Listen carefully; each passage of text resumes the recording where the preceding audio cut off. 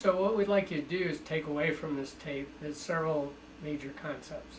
One is, regardless of what program you have for improvement, you have to understand that intersection between you need good data, you need to analyze the data, and then very importantly, you need to take action.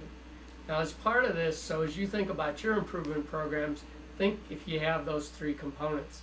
The second part to take away is what's bringing people together, the positive factors, and what's the negative factors.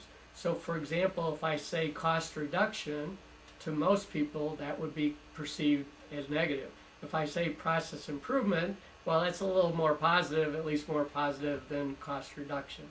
And finally, in this last effect of equilibrium, we want you to start having people ask, how does this create value? If I had to start all over again, would I still do this process, and would I do it the same way? Or is there different ways to perform the process that would create greater value? Or should I just stop doing it altogether?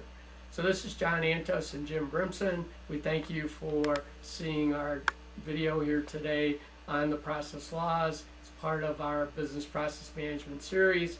And we look forward to having you see the implementation steps and the business process financial statement that we'll talk about in future tapes.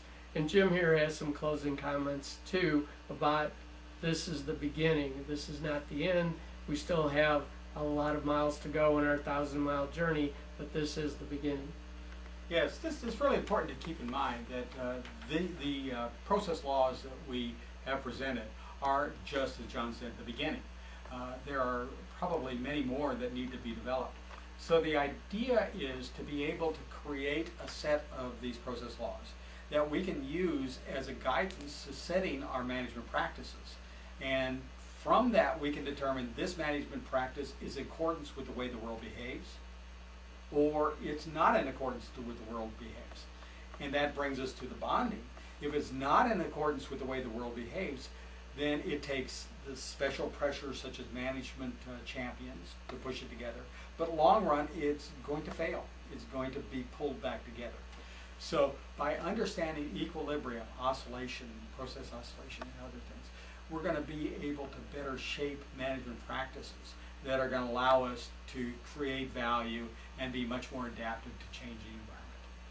So again, thank you for listening to our videos, and we look forward to having you see our future videos on business process management, implementation steps, and financial statements.